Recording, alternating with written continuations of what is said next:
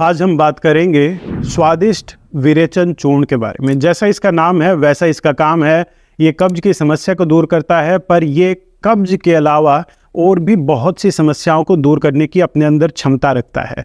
इसका प्रयोग किस प्रकार करना चाहिए, क्या कुछ इसके लाभ हैं, किस प्रकार यह अन्य कब्ज को दूर करने वाले नुस्खों से अलग है, इन सब के बारे में आज के इस वीडियो में जानने का प्रयास करेंगे। और साथ ही साथ ये भी जानेंगे क्या इसकी आदत लग सकती है, और साथ ही साथ कब्ज के विषय में कुछ बहुत ही रोचक परंतु महत्वपूर्ण जानकारी भी आज के इस वीडियो में मैं आपको देने वाला हूं। तो चलिए बिना देर के प्रारंभ करते हैं। नमस्कार, मेरा नाम है डॉक्टर रोबिन शर्मा और मैं एक आयुर्वेदिक चिकित्सक हूं। मेरा क्लिनिक गुड़गांव में है। सबसे पहले कब्ज के बारे में थोड़ा सा जान लेते हैं। दरअसल मल त्याग के दौरान मल अगर कड़ा होकर बाहर निकलने में कठिनाई उत्पन्न करता है तो उसे कब्ज कहा जाता है। हालांकि आधुनिक चिकित्सा पद्धति के चिकित्सक सप्ताह में 2 बार भी पेट साफ होने की अवस्था को ठीक मानते हैं, पर आयुर्वेद के अनुसार और मेरे अनुभव के आधार पर मैं यही कहना चाहूंगा कि स्वस्थ जीवन के लिए प्रतिदिन कम से कम 1 या 2 बार मलत्याग आवश्यक है।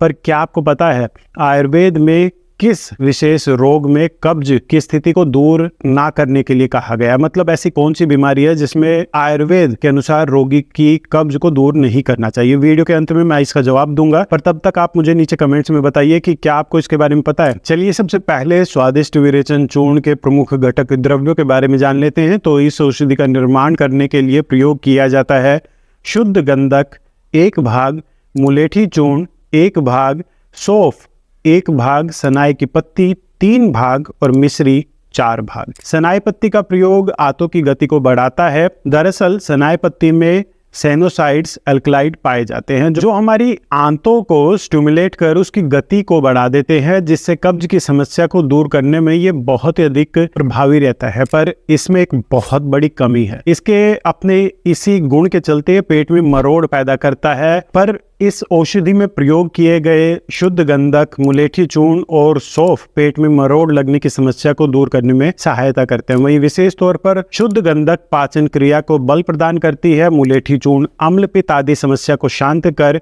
पाचन तंत्र को पोषण प्रदान करता है। और सौंफ भी अपने उष्ण गुण के चलते पाचक अग्नि को प्रबल करने का कार्य करती है। हालांकि अपने शीत वीर्य होने के चलते एसिडिटी की समस्या में भी बहुत ही अधिक ये लाभकारी भी रहती है। एक विशेष बात और, शुद्ध गंधक का प्रयोग रक्त शुद्धि का कार्य करता है, ब्लड डिटॉक्सिफाई करने का कार्य करता है, जिससे त्वचा से संबंधित बहुत सारी समस्याएं भी इसके प्रयोग से दूर होती हुई दिखाई देती है।